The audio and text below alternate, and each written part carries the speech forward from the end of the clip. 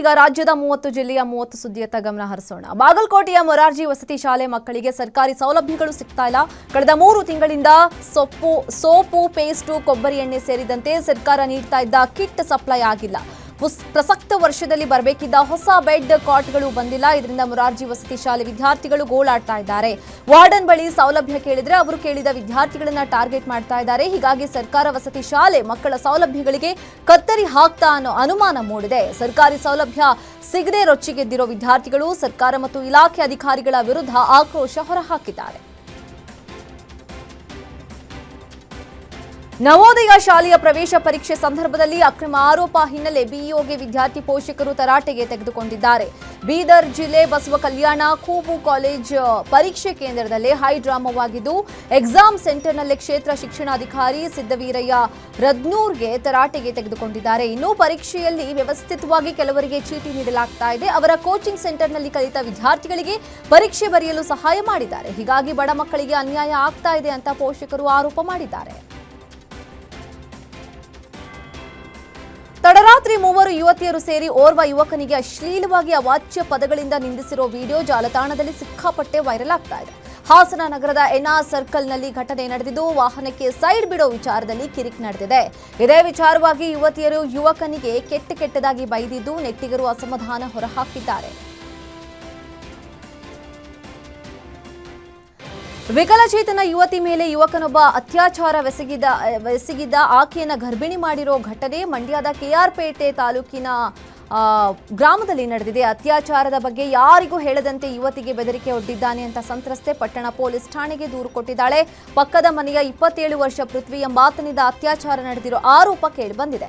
ಯುವತಿ ಗರ್ಭಿಣಿ ಅಂತ ಗೊತ್ತಾದ ಬಳಿಕ ಮನೆಯವರು ಮದುವೆಗೆ ಒತ್ತಾಯಿಸಿ ಒಪ್ಪಿಸಿದ್ರು. ಆದ್ರೀಗ ಮದುವೆ ಆಗದೆ ಉಲ್ಟಾ ಹೊಡೆದಿರೋದಾಗಿ ದೂರಿನಲ್ಲಿ ಸಂತ್ರಸ್ತೆ ಉಲ್ಲೇಖಿಸಿದ್ದಾಳೆ. ಕೆಆರ್ಪೇಟೆ ಗ್ರಾಮಾಂತರ ಪೊಲೀಸ್ ಠಾಣೆಯಲ್ಲಿ ಪೊಲೀಸರು ಪ್ರಕರಣ ದಾಖಲಿಸಿಕೊಂಡು ತನಿಖೆ ಆರಂಭಿಸಿದ್ದಾರೆ.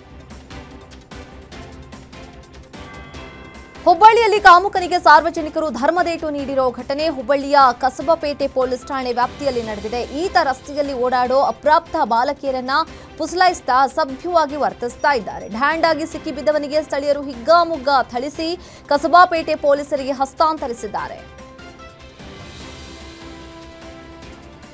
ಡಿಸಿಎಂ ಡಿಕೆ ಶಿವಕುಮಾರ್ ಕಾರ್ಯಕ್ರಮ ನಡೆಯುವ ಸ್ಥಳದಲ್ಲಿ ಕಾರೊಂದು ಹೊತ್ತಿ ಉರಿದಿದೆ. ದೇವನಹಳ್ಳಿ ಹೊರವಲಯದ ಅಂಬಿಕಾ ಲೇಔಟ್ ಬಳಿ ಕಾರ್ಯಕ್ರಮ ನಡೀತಾ ಇದ್ದು, ವೇದಿಕೆಯ ಬಳಿಯೇ ಕಾರು ಧಗಧಗನೆ ಹೊತ್ತಿ ಉರಿದಿದೆ. ಅಗ್ನಿಶಾಮಕ ದಳ ಸಿಬ್ಬಂದಿ ಬೆಂಕಿ ನಂದಿಸುವಲ್ಲಿ ಯಶಸ್ವಿಯಾಗಿದ್ದಾರೆ. ಜನವರಿಯಲ್ಲಿ ನಟ ದರ್ಶನ್ಗೆ ಜಾಮೀನು ಸಿಗುತ್ತೆ ಅಂತ ಹಾವೇರಿಯಲ್ಲಿ ನಟ ಜೈದ್ ಖಾನ್ ಅಚ್ಚರಿ ಹೇಳಿಕೆ ಕೊಟ್ಟಿದ್ದಾರೆ. ಹಾವೇರಿಯಲ್ಲಿ ಮಾತನಾಡಿ, ಜನವರಿ 23ರ ಒಳಗೆ ಜಾಮೀನು ಸಿಗದಿದ್ರೆ ಜೈಲಿಗೆ ಹೋಗಿ ದರ್ಶನ್ ಅಣ್ಣನ ಆಶೀರ್ವಾದ ತೆಗೆದುಕೊಂಡು ಬರ್ತೀನಿ ಅಂತ ಹೇಳಿದ್ದಾರೆ. ಇನ್ನು ಡೆವಿಲ್ ಸಿನಿಮಾ ತುಂಬಾ ಚೆನ್ನಾಗಿದೆ ಎಂದಿರೋ ಜೈದ್ ಖಾನ್, ತಮ್ಮ ಹಿಂದಿನ ಸಿನಿಮಾ ಮೇಲೆ ತಂದೆ ಜಮೀರ್ ಅವರ ರಾಜಕೀಯ ಬೆಳವಣಿಗೆಗಳಿಂದ ನೆಗೆಟಿವ್ ಎಫೆಕ್ಟ್ ಆಗಿದೆ ಅಂತ ಹೇಳಿದರು. ಬಿಸಿಯೂಟದ ಅನ್ನ ಮತ್ತು ಬೇಳೆ ಸಾಂಬಾರ್ನಲ್ಲಿ ಹುಳುಗಳು ಪತ್ತೆಯಾಗಿದ್ದು, ಶಾಲೆಯ ಮುಖ್ಯ ಶಿಕ್ಷಕ ಹಾಗೂ ಸಿಬ್ಬಂದಿಗೆ ಪೋಷಕರು ತರಾಟೆಗೆ ತೆಗೆದುಕೊಂಡಿದ್ದಾರೆ. ದಾವಣಗೆರೆಯ ಜಗಳೂರು ತಾಲೂಕಿನ ಚಿಕ್ಕಬನ್ನಿಕಟ್ಟೆ ಗ್ರಾಮದ ಸರ್ಕಾರಿ ಶಾಲೆಯಲ್ಲಿ ಆಹಾರ ಪದಾರ್ಥಗಳನ್ನು ಸ್ವಚ್ಛಗೊಳಿಸದೆ ಅಡುಗೆ ಮಾಡಲಾಗುತ್ತೆ. ಹೀಗಾಗಿ ಅನ್ನ ಹಾಗೂ ಸಾಂಬಾರ್ನಲ್ಲಿ ಹುಳುಗಳು ಕಂಡು ಬರ್ತಾ ಇದ್ದು, ವಿದ್ಯಾರ್ಥಿಗಳು ಊಟವನ್ನ ಚರಂಡಿಗೆ ಎಸಿತಾ ಇದ್ರು. ಈ ಬಗ್ಗೆ ಪೋಷಕರು ಆಕ್ರೋಶ ಹೊರಹಾಕಿದ್ದು, ಶುದ್ಧವಾದ ಆಹಾರ ನೀಡಿ ಇಲ್ವಾದ್ರೆ ರಾಜೀನಾಮೆ ಕೊಡಿ ಅಂತ ಆಗ್ರಹಿಸಿದ್ದಾರೆ. ಅಲ್ಲದೆ ಕೂಡಲೇ ಮೇಲಾಧಿಕಾರಿಗಳು ಸ್ಥಳಕ್ಕೆ ಬರುವಂತೆ ಪಟ್ಟು ಹಿಡಿದಿದ್ದಾರೆ. ಬಾಗಲಕೋಟೆಯ ವೀರಾಪುರ ಪುನರ್ವಸತಿ ಕೇಂದ್ರದಲ್ಲಿ ಕಳ್ಳರು ತಮ್ಮ ಕೈಚಳಕ ತೋರಿಸಿದ್ದಾರೆ. ಮನೆಯ ಬೀಗ ಒಡೆದು 1 ಕೆಜಿ ಬೆಳ್ಳಿ, 16,000 ನಗದು, 1 ಮೊಬೈಲ್ ದೋಚಿ ಪರಾರಿಯಾಗಿದ್ದಾರೆ. ಮನೆಯಲ್ಲಿನ ಸಾಮಗ್ರಿಗಳನ್ನು ಚಿಲ್ಲಾಪಿಲ್ಲಿಯಾಗಿ ಎಸೆದು ಹಿತ್ತಲ ಬಾಗಿಲಿನಿಂದ ಎಸ್ಕೇಪ್ ಆಗಿದ್ದಾರೆ. ಅನಂತಮೂರ್ತಿ ಎಂಬುವರ ಮನೆಯಲ್ಲಿ ಶಿವು ಕಟಗೇರಿ ಬಾಡಿಗೆಗೆ ವಾಸವಾಗಿದ್ರು. ಮನೆಯಲ್ಲಿ ಯಾರೂ ಇಲ್ಲದಾಗ ಕಳ್ಳರು ತಮ್ಮ ಕೈಚಳಕ ತೋರಿಸಿದ್ದಾರೆ. ಕಲಾದಗಿ ಪೊಲೀಸ್ ಠಾಣೆಯಲ್ಲಿ ಈ ಸಂಬಂಧ ಪ್ರಕರಣ ದಾಖಲಾಗಿದೆ.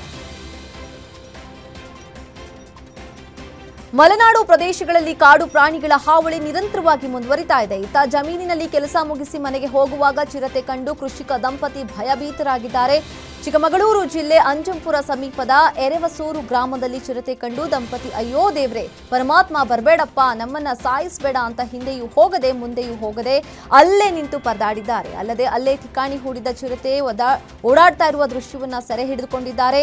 ಚಿರತೆ ಭಯದಿಂದ ಕಂಗೆಟ್ಟಿರೋ ಗ್ರಾಮಸ್ಥರು ಶೀಘ್ರವೇ ಕಾಡು ಪ್ರಾಣಿಗಳಿಂದ ಶಾಶ್ವತ ಪರಿಹಾರ ನೀಡುವಂತೆ ಆಗ್ರಹಿಸಿದ್ದಾರೆ.